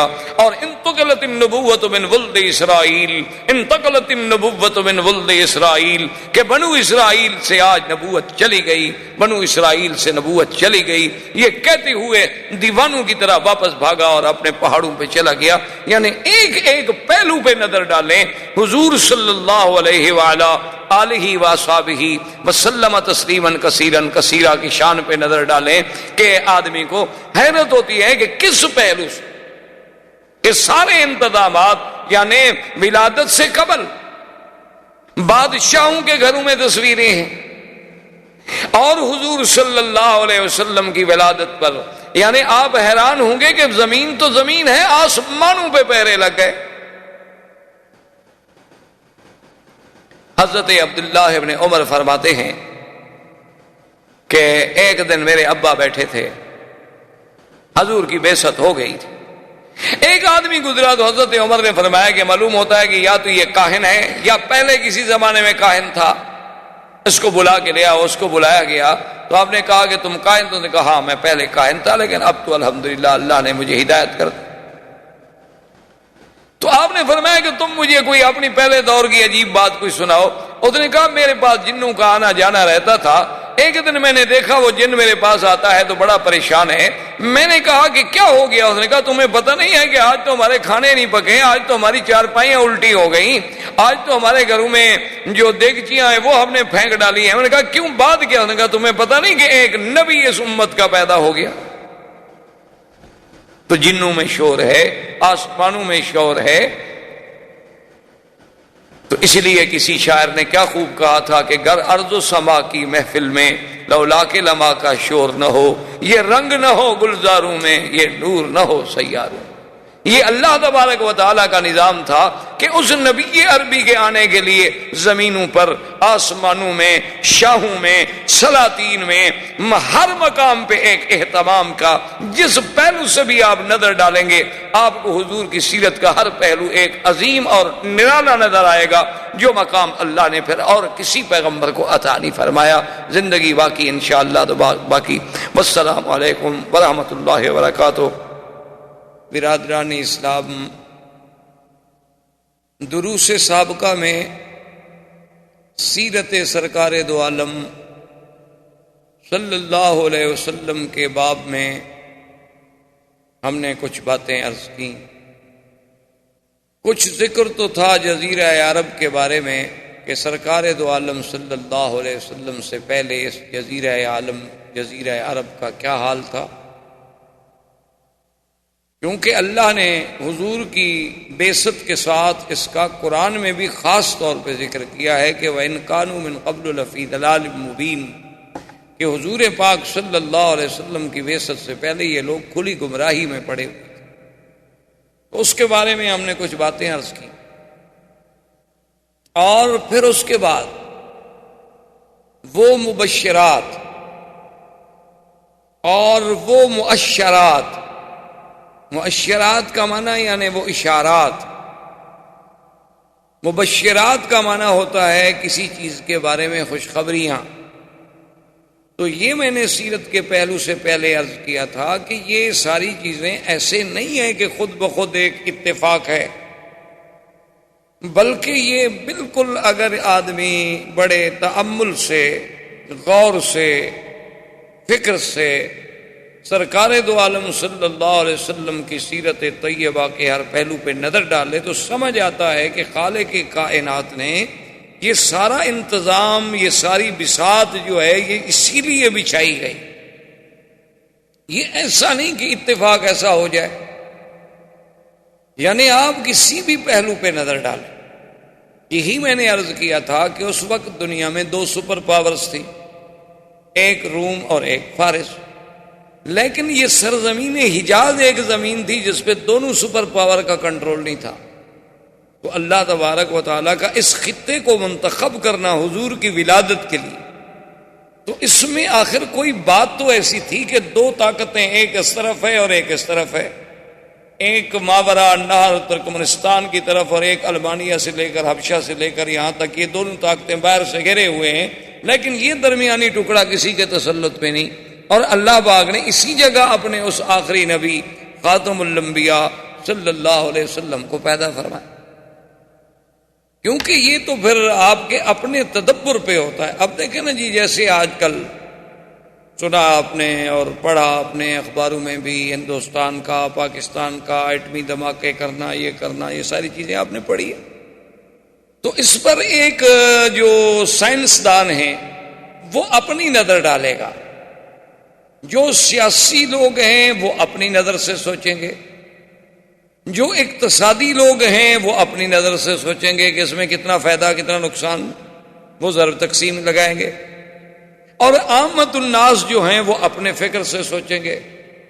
اور ایک قرآن و سنت کا طالب العلم جو ہے اسے اپنے فکر و نظر کی روشنی میں سوچنا پڑتا ہے کہ یہ بھی کوئی ایسی چیز تو ضرور ہے کہ جس سال حضور صلی اللہ علیہ وسلم کی پیدائش کا سال ہے، اسی سال میں ہاتھیوں کے بادشاہ نے حملہ کیا جو آپ پڑھ چکے. اور ہاتھیوں کے حملے کو ختم کرنے کے لیے اللہ تبارک و تعالیٰ نے پرندوں کو بھیجا، ابابیل کو، بڑا معروف قصہ ہے، اور 3 پتھر لے کے آئے اور گرائے گئے اور وہ ختم کر دیے گئے ہاتھی. تو یہ وہ 3 پتھر کیا تھے جن کو اللہ نے خصوصی طور پہ قرآن میں ذکر کیا، وَأَرْسَلَ عَلَيْهِمْ طَيْرًا أَبَابِيلَ تَرْمِيهِمْ بِحِجَارَةٍ مِّن سِجِّيلٍ، کہ ہم نے وہ 3 پرندے بھیجے کہ ابابیل، اور تاکہ وہ ان پہ پتھر جو سجیل، ایک خاص جہنم کی آگ میں پکائے گئے، عام پتھر نہیں تھے کہ پہاڑ کے اٹھا لو. تو اسی سے وہ ایٹم کے ذرے پہ آپ غور کریں کہ دنیا اس ذرے پہ پہنچی کہ ایک ذرے سے بھی اتنی بڑی چیزیں جو ہیں وہ طباع کی جا سکتی ہیں. تو اصل چیز تو یہ اسلام نے پیش کی تھی، قرآن نے پیش کی تھی، پھر اپنی اپنی سوچ سے لوگ وہاں پہنچے کہ یہ ایٹم کا ذرہ کیا ہے. اچھا، اس ایٹم کے ذرے کا اس سال پیدا ہونا جس سال نبی پیدا ہوا ہو، کیا وجہ ہے آخر؟ اس پہ آپ غور کریں. اللہ نے آپ کو علم دیا ہے، پڑھے لکھے لوگ ہیں، کہ آخر اسی سال یہ اللہ پاک نے کیوں ایٹم کا ذرہ پیدا کیا؟ اس سے پہلے مختلف قوموں پہ عذاب آ چکے ہیں. کسی کو سیاح سے مارا گیا، کسی کو بجلی کی کڑک سے مارا گیا، کسی کو پانی میں ڈبویا گیا، کسی کی بستیوں کو الٹ کے پھینک دیا گیا، کہیں ہوا بھیجی گئی. لیکن یہ تک عذاب کسی پہ نہیں بھیجا گیا کہ اوپر سے ایک چھوٹا سا پرندہ اڑتا ہوا ہے اور ایک چھوٹی سی کنکر ڈال دے. اور وہ ایسے آگے حالت ایسی پیدا کر دے کہ فجعلہم کعصف مأکول، ایسے کہ جیسے کوئی گھاس کھا کھا کے چبا چبا کے جانور پھینک دیتا ہے نا، اتنی بڑی چیزیں اس طرح ہو جائیں۔ اچھا، اسی طرح آپ دوسری بات پہ غور کریں کہ جب حضور صلی اللہ علیہ وسلم کی بعثت کا زمانہ آیا تو آسمانوں پہ پہرے شدید ہو گئے، جنات سے کاہن کہیں بھی خبر لے آؤ، خبریں لے آؤ تاکہ ہم اپنی قوم کو خبریں دیں۔ وہ کہیں کیسے خبریں لے آئیں؟ وَأَنَّا كُنَّا نَقْعُدُ مِنْهَا مَقَاعِدَ لِلسَّمْعِ فَمَن يَسْتَمِعِ الْآنَ يَجِدْ لَهُ شِهَابًا رَّصَدًا، کہ ہم کیا کریں، وہ جو ہم نے خلا میں اپنے اسٹیشن بنائے تھے جہاں بیٹھ کے ہم فرشتوں کی باتیں لے لیا کرتے تھے، اب جب ہم وہاں جاتے ہیں تو ہمیں تو دہکتے ہوئے انگارے شہاب ثاقب سے مارا جاتا ہے، یعنی یہ آسمانی میزائل بھی تو اسی وقت شروع ہو گئے۔ اب آپ زمین سے میزائل بنا رہے ہیں نا، اللہ نے حضور کی بعثت کے ساتھ آسمانی میزائلوں سے جنات پہ فائرنگ شروع کروا دی، درس دیا امت مسلمہ کو کہ یہ نبوت عالمگیر ہے، اس کی ابتدا میں تحفظ کے لیے یہ چیزیں ضروری ہیں تو اس کے بقا کے لیے بھی یہ چیزیں ضروری ہیں۔ ایک سبق ملا قوم کہ اس کے بغیر تم پھر اس نبوت کی حفاظت نہیں کر سکتے۔ اگر تم نے اس نبوت کی حفاظت کرنا ہے تو پھر تمہیں ایسی ایسی ایجادات کو حاصل کرنا ہوگا۔ اچھا جی، وہ ایجادات آپ کو کیسے ملیں گی؟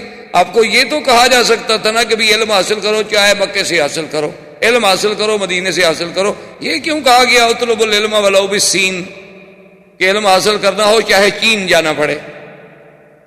تو اس زمانے میں چین کا نام لینے کی کیا ضرورت کہ اطلب العلم ولو بالسین؟ اچھا، اس کے بعد جب یہ آیت اتری وآخرین منہم لما یلحقوا بہم، کہ ایسی لوگ بھی آئیں گے جو ابھی آپ کے پاس نہیں آئے ہیں، تو صحابہ نے پوچھا حضور وہ کون لوگ ہوں گے؟ تو حضور نے سلمان فارسی پہ ہاتھ رکھا، فرمایا اس کے قبیلے کے لوگ ہوں گے۔ لو کان العلم بالسریا لینالہ رجل من فارس، اگر علم کہکشاں سریا پر بھی ہوگا تو فارس کی کوئی اولاد جو ہے وہاں جا کر بھی علم حاصل کرے گی۔ اچھا، ایک جگہ لفظ ہے لو کان الدین بالسریا لینالہ رجال من فارس، کہ اگر دین وہاں تک ہوگا تو ان فارس میں سے کوئی پیدا ہوگا، معنی یہ ہے کہ عجم سے کوئی پیدا ہوگا۔ فارس عجمی ہے نا عرب کے مقابلے پہ، فارس جو ہے وہ عجم ہے نا عرب کے مقابلے پہ۔ فارس میں سے آپ کوئی ملک لے لیں، آپ یعنی ماورا نار سارا چلے جائیں، وہ سب فارس کہلائے گا۔ تو ایک عرب تھے، فارس تھے، روم تھے، تو فارس عجم میں آئے گا۔ تو معنی یہ ہے کہ عجمی لوگ دین میں بھی اتنی آگے بڑھیں گے کہ جیسے امام ابو حنیفہ رحمۃ اللہ علیہ، اور یہ جدید ٹیکنالوجی میں بھی بڑھیں گے تو وہی عجمی ہوں گے۔ تو یہ بھی تو کوئی سبق تھا نا جو ہمیں سیرت سے ملا، صرف یہ تو نہیں۔ اور اسی کو علامہ اقبال نے کہا تھا کہ فطرت کی مقاصد کی کرتا ہے نگہبانی، یا بندہ صحرائی یا مرد کوہستانی۔ وہ یہ پہلے کہہ گیا تھا کہ فطرت کے مقاصد کی کرتا ہے نگہبانی، یا بندہ صحرائی یا مرد کوہستانی۔ وہ آخر کوئی بات تو تھی۔ آپ تصور کر سکتے ہیں وہ یہ باتیں کیوں کہہ گیا تھا کہ ایک ہوں مسلم حرم کی پاسبانی کے لیے، نیل کے ساحل سے لے کر تاب خاک کاشگر۔ اس وقت کاشگر کوئی آپ کے پاس تھا یا مسلمان تھے یا آزاد ہو گئے تھے؟ تو آخر یہ کیا وجوہات تھیں؟ تو میرے کہنے کا مقصد یہ ہے کہ آسمانوں پہ پہروں کا بٹھانا، ہاتھیوں کو ایٹم کے ذریعے سے اور خدائی ایٹم کے ذریعے سے ہلاک کرنا، اور اس کے بعد یہ ساری چیزیں جو ہو رہی تھیں یہ ایسے اتفاق نہیں تھے، یہ اس آنے والے نبی صلی اللہ علیہ وسلم سرکار دو عالم حضرت محمد مصطفیٰ اللہ تبارک و تعالیٰ کے اس آخری نبی کے آنے سے پہلے یہ سارے انتظام محض ایسے نہیں، بلکہ ان میں ہر چیز میں اللہ کی ایک حکمت۔ اب دیکھیں کہ حضور صلی اللہ علیہ وسلم کے لیے اللہ نے خاندان کیسا منتخب کیا، باعتبار نسب کے سب سے اعلیٰ، کہ ولد اسماعیل ذریت ابراہیم، ذریت ابراہیم میں۔ اور پھر دیکھیں ابراہیم علیہ السلام کے دو بیٹے، ایک اسماعیل علیہ السلام اور ایک اسحاق علیہ السلام۔ اسحاق علیہ السلام سے پھر یعقوب علیہ السلام، یعقوب علیہ السلام سے پھر یوسف علیہ السلام۔ یعنی بنو اسرائیل میں جتنے نبی گزرے ہیں، ہزاروں انبیاء، سب یعقوب علیہ السلام کی اولاد ہیں۔ اور یعقوب علیہ السلام اولاد ہیں سیدنا اسحاق علیہ السلام کی، اسحاق علیہ السلام بیٹے ہیں سیدنا ابراہیم علیہ السلام کی، یعنی ایک بیٹے سے تو اللہ نے ہزاروں نبی بھیجے۔ اب جب دوسرے بیٹے کی باری آئی سیدنا اسماعیل کی تو ان میں ایک نبی پیدا کیا، محمد الرسول صلی اللہ علیہ وعلا آلہ واصحابہ وسلم تسلیما کثیرا کثیرا، کہ اس ہزاروں نبیوں سے بھی وہ شان میں سبقت لے گئے۔ یعنی حضرت اسماعیل کے بلد میں تو صرف ایک نبی، حالانکہ وہ بھی تو ابراہیم علیہ السلام کے بیٹے ہیں۔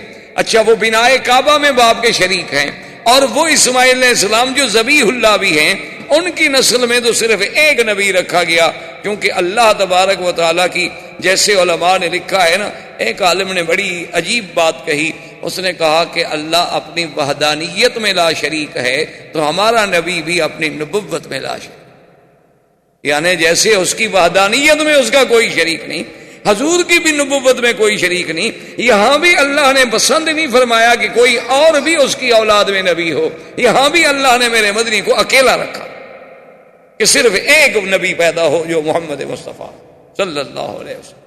اور پھر اعلیٰ نسب ایسا کہ اللہ تبارک و تعالی نے، حضور خود فرماتے ہیں کہ ان اللہ نظر الی اہل الارض، اللہ نے پوری زمین والوں پہ نظر ڈالی، اور ان میں سے ولد اسماعیل میں سے کنانا میں سے قریش میں سے بنو ہاشم، اور بنو ہاشم میں سے مجھے چن لیا۔ یعنی اللہ نے نسب دیکھیں کیسے نسب صاف کیا کہ ساری دنیا میں سے ولد اسماعیل کو منتخب کیا، اور پھر بنو کنانا، اس کے بعد ان میں سے پھر قریش کو چنا گیا، قریش میں سے بھی پھر، قریش کے بھی تو بہت بڑا قبیلہ تھا نا، آگے کئی بطن تھے، کئی شاخیں تھیں، کئی ان کی آگے فرو تھیں، ان میں سے اللہ نے بنو ہاشم کو چنا، اور بنو ہاشم کے گھرانے میں سے اللہ نے عبداللہ کو چنا، اور عبداللہ کے گھر میں اللہ نے محمد الرسول اللہ صلی اللہ علیہ وعلا آلہ واصحابہ وسلم تسلیما کثیرا کثیرا کو چنا۔ یعنی آپ اندازہ فرمائیں یہ سارا ایسے تو نہیں۔ اور پھر یہ دیکھیں کہ جب قریش کا خاندان، یہ لوگ اپنے شرف کے لیے، یعنی اتنے لوگ تھے کہ آج کل تو لوگ پیسوں کے لیے لڑتے ہیں، آج کل تو لوگ پیسوں کے لیے لڑتے ہیں، عورت کے لیے لڑتے ہیں، زر کے لیے لڑتے ہیں، زمین کے لیے لڑتے ہیں، لیکن یہ خاندان جو ہے اس کا کمال دیکھیں، یہ اپنے شرف کے لیے لڑتے تھے کہ یہ ہماری عزت کا مسئلہ ہے۔ ان کی جتنی لڑائیاں آپ دیکھیں گے شرف کی تھی۔ اب دیکھیں کعبۃ اللہ بن گیا، حجر اسود پہ لڑائی ہو گئی تو اس کا مقصد کیا تھا؟ حجر اسود پہ لڑائی ہو گئی، اور لڑائی کا بھی یہ عالم تھا کہ باقاعدہ خون کے پیالے بھر کے ہاتھ ڈبوئے گئے، خون کے پیالے بھر کے رکھے گئے، قریش کے سرداروں نے اس میں ہاتھ ڈالے، ہاتھ ڈال کے پھر ایک دوسرے سے ہاتھ ملائے کہ ہم خون دے دیں گے، اپنا آخری قطرہ تک بہا دیں گے، لیکن حجر اسود ہم رکھیں گے تاکہ قیامت تک یہ شرف ہمیں ملے کہ فلاں قبیلے نے حجر اسود رکھا تھا، فلاں آدمی نے حجر اسود رکھا تھا اللہ کے کعبے میں۔ سب لڑنے مرنے پہ تیار ہو گئے۔ لڑائی کس بات کی تھی؟ شرف، یہ شرف ہمیں ملے۔ اسی طرح آپ دیکھیں کہ بنو قصی ابن، ان میں سے جب بنو عبدالدار آئے، ان کا پھر لڑائی یہ ہو گئی کہ جناب یہ کعبۃ اللہ کا رفادہ، کعبۃ اللہ کا حجابہ، کعبۃ اللہ کا سقایا، یہ زمزم کا پلانا، کعبۃ اللہ کی چابی، کعبۃ اللہ کا انتظام، حاجیوں کی خدمت، یہ شرف ہے، یہ تو ہمیں ملے اور کسی کو ہم نہیں دیتے۔ یعنی اتنے اعلی خاندان کہ جو اپنے شرف کے لیے لڑتے رہے، اپنے شرف کے لیے مرتے رہے کہ صرف ہمارا نام جو ہے، ہمارا شرف جو ہے وہ اونچا رہے۔ یعنی اپنی عزت کا اتنا خیال تھا کہ آپ حیران ہوں گے کہ ابو سفیان جو حضور کے چچا ہیں، وہ اتنے بڑے حضور صلی اللہ علیہ وسلم کے مخالف تھے کہ جنگ بدر بھی اسی سبب سے ہوئی تھی کہ ابو سفیان قافلہ لا رہے تھے، اور پھر احد کی جنگ کا اصل قائد جو ہے وہ ابو سفیان تھا۔ یعنی حضور سے جنگ لڑنے کے لیے مکے سے مدینہ پہنچا، اتنی عداوت رکھنے والا آدمی۔ لیکن جب حضور کی شادی ام حبیبہ سے ہو گئی رضی اللہ تعالی عنہا، جو ابو سفیان کی بیٹی تھی، وہ مسلمان ہو گئی تھی، اپنے شوہر کے ساتھ حبشہ چلی گئی، وہاں اس کے بعد جب بیوہ ہوئیں اور اس کے بعد وہاں سے فارغ ہوئیں تو پھر ان کا نکاح حضور سے ہوا جو نجاشی بادشاہ نے کیا، حق المہر بھی نجاشی بادشاہ نے ادا کی۔ تو جب ام حبیبہ حضور کی بیوی بن گئیں اور ابو سفیان کو پتہ چلا تو اس نے کہا بات یہ ہے کہ ھذا فحل لا یجدع انفہ، کہ اب محمد مدنی کی ناک کو نیچے نہیں کیا جا سکتا. اب ان کو اتنا بڑا شرف مل گیا ہے کہ ابو سفیان کی بیٹی اس کے گھر میں ہے، تو جب میری بیٹی کا وہ شوہر ہو اب اس کا ناک نیچے کون کر سکتا؟ اب تو اتنے بڑے سردار کی بیٹی اس کے گھر میں چلی گئی. یعنی اپنے شرف پہ مر مٹنے والی قوم. اور پھر جناب آپ دیکھیں کہ عبد المطلب کے بھی اس بیٹے کے گھر میں حضور پیدا ہوتے ہیں جس کا نام عبداللہ ہو. یعنی آپ اندازہ فرمائیں. اسی لیے آپ دیکھیں نا جی کہ لفظ، حالانکہ اس زمانے میں تو عام نام ہوتے تھے، عبداللہ، عبدالعزیٰ، عبدالبنات، فلاں بتوں کے نام پر نام رکھے جاتے تھے، لیکن اس نام کا انتخاب بھی تو کوئی قدرت کی طرف سے ہو رہا تھا نا، کہ میرے مدنی کے نام کے ساتھ ان کے کسی نسب میں کوئی ایسا نام بھی نہ آئے نا جس میں شرک کی بو آتی ہو. اللہ تبارک و تعالیٰ کی حکمت. یہ سارے اہتمامات کے بعد اب دیکھیں کہ آپ کی والدہ، پھر اس کا نسب جو ہے، چونکہ حضور کا مولد کیا تھا؟ مکہ، اور حضور کا مہجر کیا ہے، مقام ہجرت کیا ہے؟ طیبہ اور مدینہ. تو بی بی صاحبہ، بی بی آمنہ جو ہے، ان کا گھر جو ہے مدینہ میں ہے. اچھا، آگے جا کے نسب جو ہے وہ عبد مناف میں حضور سے مل جاتا ہے. حضور صلی اللہ علیہ وسلم کا نسب آپ دیکھیں گے، محمد ابن عبداللہ ابن عبد المطلب، ہاشم ابن عبد مناف، قصی ابن کلاب. یہ عبد مناف میں جا کے آمنہ بنت وہب، آگے عبد مناف، پھر جا کے حضور صلی اللہ علیہ وسلم نے نسب مل گیا. اچھا، تیسری بات دیکھیں جو حضور پاک نے فرمائی اپنی سیرت میں، اور کتنی بڑی بات ہے. فرمایا ولدت من نکاح. آپ نے فرمایا کہ اللہ تبارک و تعالی نے میرا سلسلہ سیدنا اسماعیل سے لے کر میری اماں آمنہ تک، فرمایا اصلاب طاہرۃ و ارحام طاہرات، اللہ نے مجھے منتقل جو کیا ہے تو حضرت اسماعیل سے لے کر میری والدہ آمنہ تک کسی عورت نے گناہ نہیں کیا.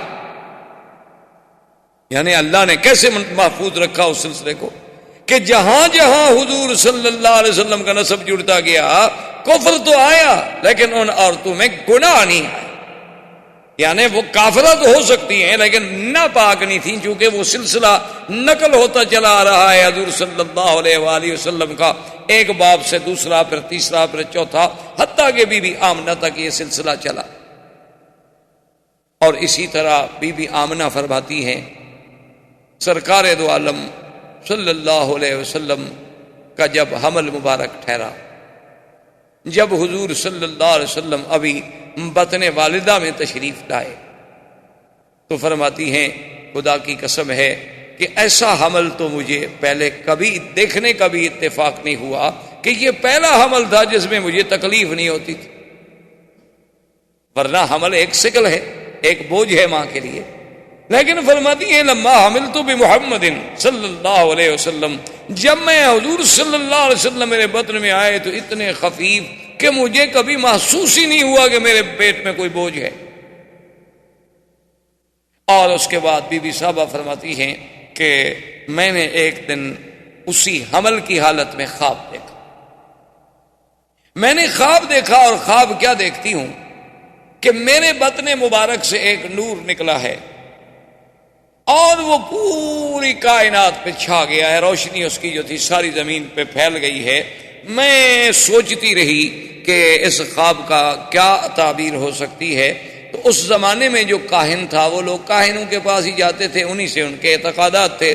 اس سے جب میں نے پوچھا تو اس نے کہا ان لابنک ھذا شان، جو تیرے پیٹ میں بچہ ہے نا، معلوم ہوتا ہے یہ کوئی بڑے شان والا بچہ ہے، اس کا دین جو ہے وہ پورے روئے زمین پہ پھیلے گا. تو بیوی کہتی ہیں میں سوچتی تھی کہ کیسے وہ دین ہوگا، کیا دین ہوگا، چونکہ ان کے تصور میں نبوت اور رسالت کا تو کوئی تصور بھی نہیں. اچھا، اسی طرح اب آپ حیران ہوں گے کہ بھئی حضور صلی اللہ علیہ وسلم کے ولادت پہلے اچھا، بیوی کہتی ہیں کہ میں ایک دفعہ گزر رہی تھی تو ندا آئی، آواز آئی، اور آواز یہ آئی میرے کانوں میں کہ ابشری ابشری یا آمنہ، اے بی بی آمنہ تمہیں مبارک. کہتی ہے میں رک گئی، مجھے آدمی کوئی نظر نہ آئے. مجھے کوئی سمجھ نہ آئے کہ اس مبارک کا کیا مطلب ہو سکتا ہے۔ خیر بات آئی گئی ہو گئی۔ کہتی ہیں کہ پھر کئی دن کے بعد جب میں گزری علیحدہ ان پہاڑی علاقوں میں سے جا رہی تھی تو پھر آواز آئی کہ ابشری یا آمنہ، اے بی بی آمنہ تمہیں مبارک ہو، فإنک قد حملت بأحمد، کہ اب تیرے بطن میں جو بچہ پیدا ہونے والا ہے اس کا نام احمد ہو۔ تو کہتی ہے میں حیران ہو گئی کہ کیا بچہ ہے، ابھی نام بھی نہیں، ہمارے تو تصور میں نہیں۔ حضرت حسان ابن ثابت جو شاعر ہیں میرے مدنی پاک رضی اللہ تعالی، بہت بڑے شاعر تھے عرب کے، اور حضور صلی اللہ علیہ وسلم سے انہیں اتنی محبت تھی کہ جب بھی کسی نے حضور کی شان میں کوتاہی کی تو حضرت حسان نے جواب دیا۔ ایک دفعہ کفار قریش نے کچھ بات کی تو حضرت حسان نے کہا کہ یا رسول اللہ مجھے اجازت دیں کہ میں قریش کو جواب دوں۔ آپ نے فرمایا حسان تم قریش کو کیسے جواب دو گے، آخر میں بھی تو قریش میں سے ہوں نا، کیونکہ جب تم قریش کا گلہ کرو گے تو آخر میں بھی تو کرچی ہوں، جب تم قریش کی تنقید کرو گے تو قریش میں تو میں بھی شامل ہوں۔ تو اس نے کہا حضور آپ نے دیکھا ہے کہ کوئی بال اگر کسی آٹے میں پڑ جائے تو عورت اس کو کیسے نکالتی ہے، اس پر کوئی آٹے کا نشان بھی نہیں رہتا۔ خدا کی قسم میں قریش میں سے آپ کو ایسے نکال لوں گا کہ آپ کی ذات پر تو کوئی میل نہیں آنے دوں گا۔ حضور صلی اللہ علیہ وسلم یہ وہ شخص ہے جس کو مسجد الحرام میں خود ممبر دیتے تھے اور فرماتے تھے کہ اس ممبر پہ کھڑے ہو کے جواب دو، اور جب حسان جواب دیتے تو حضور دعا کرتے تھے اللہم ایدہ بروح القدس، کہ یا اللہ جبریل کے ذریعے میرے صحابی کے دماغ میں مضمون ڈال۔ یہ وہ شان والا آدمی ہے۔ وہ کہتے ہیں میری عمر 7 سال تھی، 7 سال تھی اور میں مدینہ منورہ میں اپنے فیملی رشتہ داروں کے پاس تھا، اور 7 سال کا بچہ کوئی ادھر سوچ ہی نہیں، کوئی تصور ہی نہیں۔ کہتے ہیں کہ وہاں کا جو سب سے بڑا کاہن تھا، میں نے ایک دن دیکھا، کیا دیکھتا ہوں کہ صبح صبح وہ مدینہ منورہ کے یہود کے ایک قلعے کے اوپر چڑھا ہوا ہے اور پکار کے اور زور زور سے کہہ رہا ہے کہ یا ایھا الناس یا ایھا الناس قد طلع نجم احمد، کہ اے لوگو وہ احمد کا ستارہ طلوع ہو گیا ہے۔ وہ ستارہ آ گیا اپنے برج میں۔ لوگوں نے کہا کہ بھی کیا معنی؟ انہوں نے کہا کہ جو اس امت کا نبی پیدا ہونا ہے اس کا نام احمد ہوگا، تو وہ ستارہ جو ہے اب اپنے مدار میں آ گیا ہے۔ معنی یہ تھا کہ حضور صلی اللہ علیہ وسلم کا حمل مبارک ٹھہر چکا ہے۔ تو اب یہود کا سردار اور ان کا کاہن وہاں یہ شور کر رہا۔ عبد المطلب کہتے ہیں کہ میں شام کی طرف نکلا تجارت کے لیے، میرے ساتھ 3 آدمی اور تھے قریش کے۔ تو وہاں ہم جب شام میں آئے تو کچھ یہودی علماء راہب بڑے بڑے جو تھے انہیں پتہ چلا کہ مکے کے کچھ لوگ آئے ہوئے ہیں، تو انہوں نے ہم سے رابطہ کیا، ہم سے ملے۔ جب ہم سے پوچھا کہ آپ لوگ کون ہیں، ہم نے کہا قریش ہیں۔ کہاں سے آئے؟ انہوں نے کہا مکہ سے آئے ہیں۔ کیوں آئے؟ انہوں نے کہا تجارت کے لیے۔ انہوں نے کہا اچھا ایک بات ہم آپ کو بتاتے ہیں کہ ابھی تھوڑی سی مدت باقی رہ گئی ہے کہ سرزمین مکہ میں ایک بچہ پیدا ہوگا اور وہ نبی ہوگا اس امت کا، اور وہ بچہ جو ہے اس کا نام محمد ہوگا صلی اللہ علیہ وسلم۔ وہ نبی ہوگا اس امت کا اور نام محمد ہوگا صلی اللہ علیہ وسلم۔ تو عبد المطلب کہتے ہیں کہ ہم چاروں نے یہ بات دماغ میں رکھ لی۔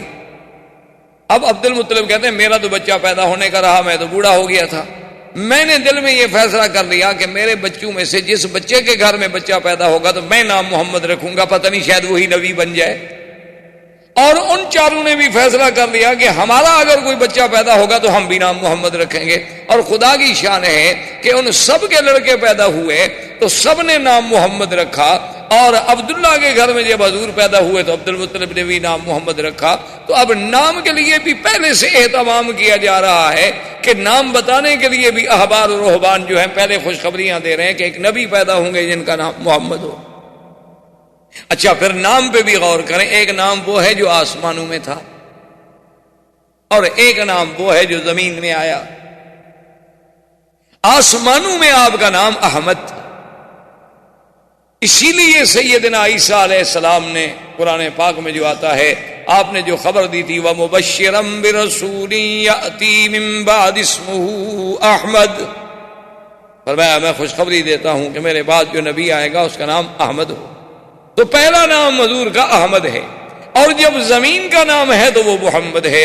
اور ان دونوں ناموں پہ غور کریں. احمد کا معنی سب سے زیادہ حمد کرنے والا. احمد کا معنی کیا ہے کہ سب سے زیادہ حمد و ثنا کرنے والا، اور محمد کا معنی کیا ہے جس کی سب سے زیادہ حمد و ثنا کی گئی ہو وہ محمد، اور سب سے زیادہ حمد و ثنا کرنے والا احمد. اچھا پہلے احمد بنے گا تو پھر محمد ہوگا نا. پہلے اللہ کی حمد و ثنا کرے گا پھر مقام محمد و مقام محمودیت نصیب ہوگا.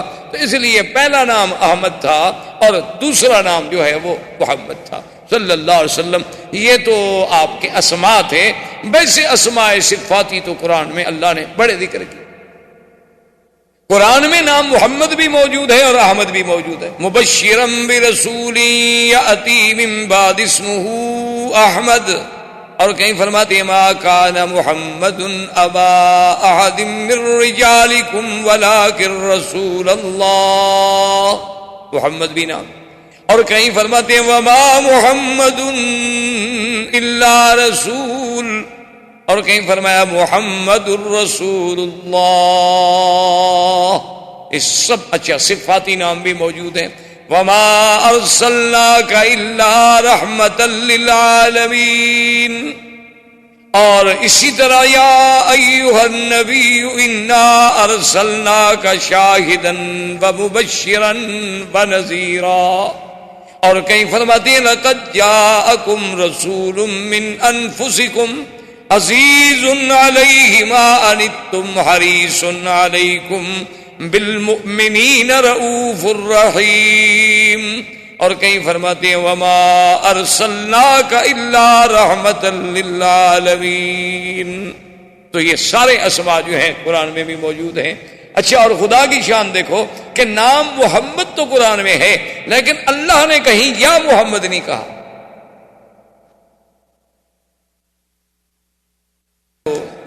درود شریف تو پڑھ لیا کریں کم سے کم اتنا احساس ہو کہ بھئی حضور کے ساتھ محبت کا یہ فرض ہے کہ جب نام آئے تو فوراً زبان پہ درود شریف آ جانا چاہیے امتی کے.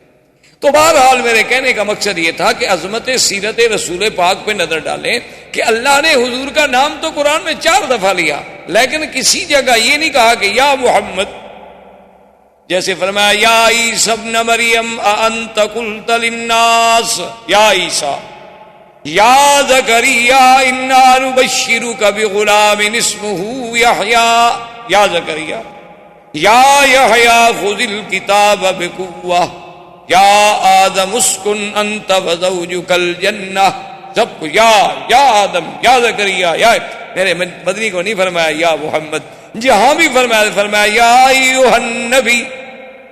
کہیں فرمایا یا ایھا المزمل.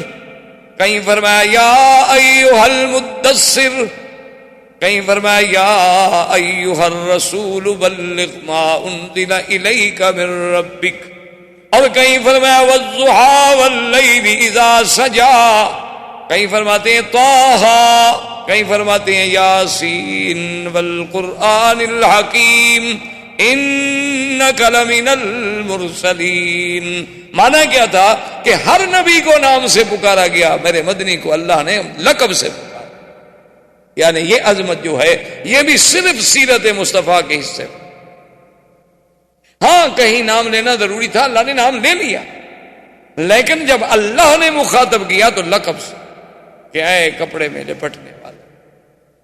حضور صلی اللہ علیہ وسلم کو خطاب کیا گیا تو جب بھی خطاب ہوا تو خطاب لقب سے کیا گیا تاکہ عظمت محمد مصطفیٰ صلی اللہ علیہ وسلم جو ہے وہ آشکار.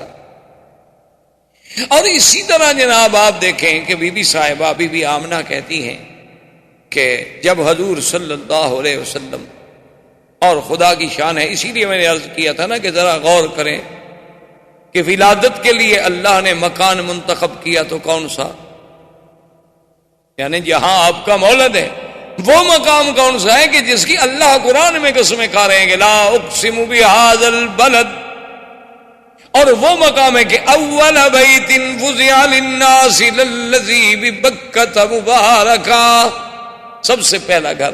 اچھا پھر دیکھیں جوڑ دیکھیں، گھر سب سے اول، نبی سب سے آخر، یعنی اول بیت اور آخرہ نبی، یعنی خدا کی شان.